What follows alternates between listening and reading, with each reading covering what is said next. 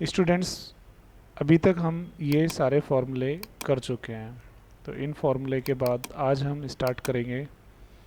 अगर if formula और next if formula आपको अच्छे से आ गया है तो अब हम स्टार्ट कर सकते हैं और समझ सकते हैं sum if formula, then average if और काउंट इफ़। ये तीन फार्मूले हमें समझने हैं। तो चलिए स्टार्ट करते हैं। सबसे पहले एक डमी डेटा बनाते हैं। यहाँ पे सपोज मैंने स्टोर लोकेशन एक कॉलम बनाया और यहाँ पे मैंने 1 वीक की सेल्स रिपोर्ट बनानी है मुझे यहाँ से यहाँ तक। ये लीजिए, लोकेशन के नाम मैंने इस तरह से लिखे ताकि मैं ड्रैग करूं और आराम से लोकेशन लिख के आ जाए। और डमी डेटा के लिए रेंज बिटवीन फार्मूले का यूज कर लेंगे। Let's get the value from 1000 to 10,000, between 1000 to 10,000। ये लीजिए, डबल क्लिक कीजिए, कॉपी और प्लेन पेस्ट कीजिए फार्मूले को हटाने के लिए, रेंज बिटवीन वाले फार्मूले को हटाने के लिए। यहाँ पे अब हम सम टोटल करेंगे। इसका टोटल लिख लीजिए या सम लिख लीजिए, और टोटल में इक्वल टू सम। ये हमारा सम का फॉर्मूला हो गया। अब देखिए, हमें जो फॉर्मूला सीखना है वो सीखना है सम इफ़, एवरेज इफ़ और count if. Some if, average if और काउंट इफ़ अगर हम बात करें, अगर इसको समझने की कोशिश करें तो अगर आप सम, एवरेज और काउंट के बारे में करेंगे, समझेंगे और इफ़ के बारे में समझेंगे तो आप समझ पाएंगे कि सम और इफ़ को मिला के सम if. Average plus if conditions. Average जो निकालेगा एक कंडीशन के अकॉर्डिंग निकालेगा। सम जो आएगा, टोटल आएगा किसी भी रेंज का, वो एक कंडीशन के अकॉर्डिंगली आएगा। और अगर काउंटिंग भी आप चाहते हैं तो वो भी एक कंडीशन चेक होगी। अगर उस कंडीशन के अकॉर्डिंगली नंबर या डेटा आपका है उस रेंज में तो आपका वर्क करेगा। सम का फॉर्मूला अभी अभी हमने लगाया, जैसे यहाँ पे देख पा रहे हैं आप, B2 से लेके H2।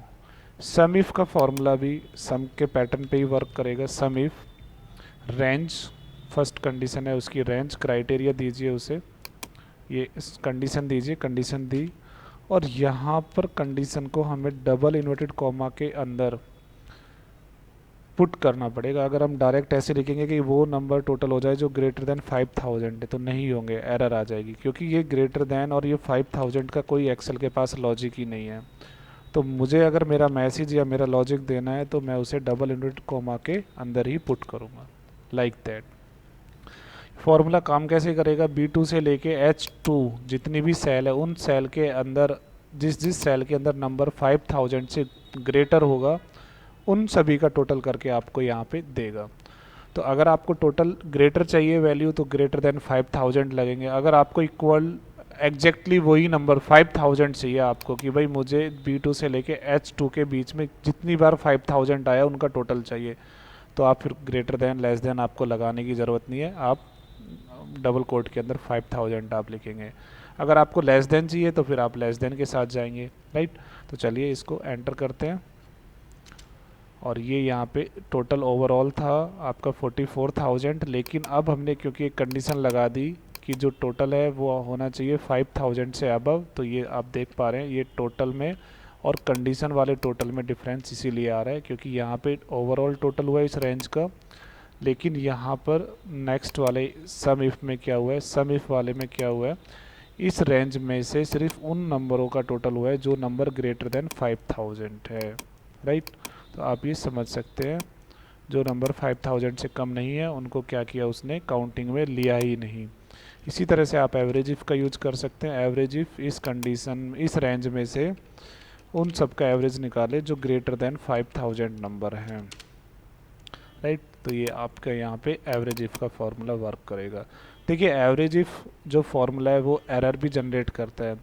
ये जो कंडीशन है इस कंडीशन में कहीं ना कहीं हर सेल के अंदर, हर उसके अंदर ये आपको पता चल गया कि नंबर 5000 से अबव है, तो उसने क्या किया यहाँ पे आपको एवरेज दे दिया।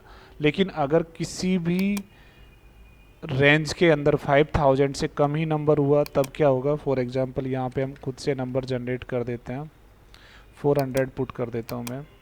तो अब आप देखेंगे कि यहाँ पे आ गई एरर, राइट।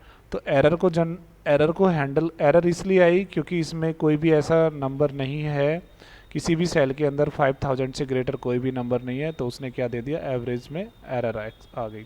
तो एवरेज एरर को हैंडल करने के लिए हमारे पास जो फॉर्मूला है वो है इफ़ एरर, राइट।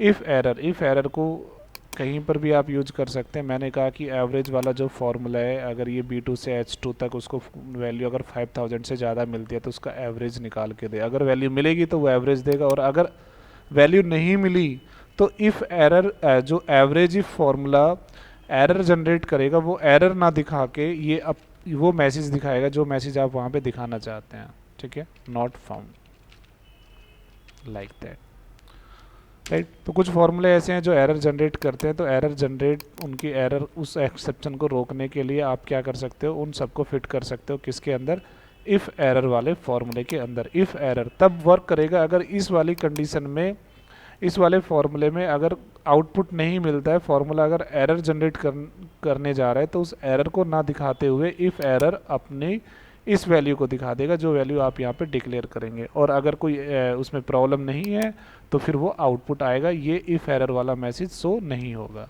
राइट। तो इसी तरह से अब काउंट इफ वाला कर लेते हैं, equal to count if. Count if वाले फॉर्मूले का यूज करते समय हमें ये भी ध्यान रखना है कि वो सिर्फ एक नंबर को काउंट नहीं करता है, राइट, वो वैल्यू को भी काउंट करता है। तो जैसे हमने कहा कि बताइए कि कितने ऐसे डे हैं जिस दिन आपकी सेल 7000 से ग्रेटर हुई है, ओके। सो B2 से लेके H2 तक ऐसे कितने दिन हैं आपके जहाँ पे सेल आपकी 7000 से ज़्यादा हुई है। तो यहाँ पे आप बता रहे हैं ये 5 डेज ऐसे हैं जिस दिन 7000 से अबव की सेल हुई है, क्योंकि ये डेटा हमने एज ए सेल्स रिकॉर्ड माना हुआ है कि किसी कंपनी के मल्टीपल स्टोर है उनका सेल्स रिकॉर्ड एक हफ्ते का, राइट। तो यहाँ पे दिखा रहा है 5। सेकंड सेक्टर 2 वाला जो है उसमें कोई भी वैल्यू 5000 से 7000 से ग्रेटर नहीं है, इसलिए 0 दिखा रहा है।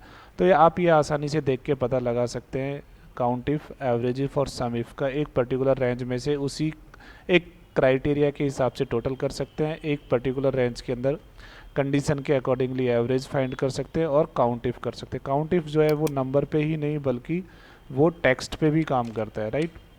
तो अगर हम यहाँ पे लिखें P4 प्रेजेंट, इस तरह से हम लिखें यहाँ पे, राइट, और यहाँ पे हम लिखें टोटल प्रेजेंट कितनी है, टोटल प्रेजेंट, और यहाँ पे टोटल अपसेंट,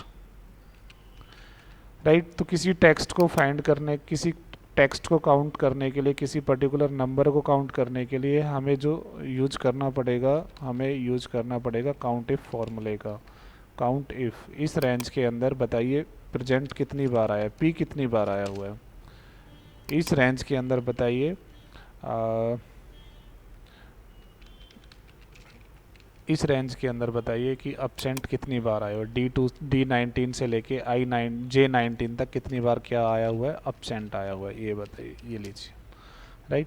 तो इस तरह से आप जो है पता लगा सकते हैं आराम से। अगर मैं यहाँ पे प्रेजेंट की जगह अपसेंट करूँ तो देखिए उधर काउंटिंग प्रेजेंट वाली कम होती जा रही है और अपसेंट वाली ज़्यादा होती जा रही है, इसका मतलब फॉर्मूला परफेक्टली काम कर रहा है। Not for absent present, suppose करो कि हमें किसी रेंज के अंदर कोई टेक्स्ट है, प्रोडक्ट की नेम है, इनको हमें काउंट करना है कि कितने हैं,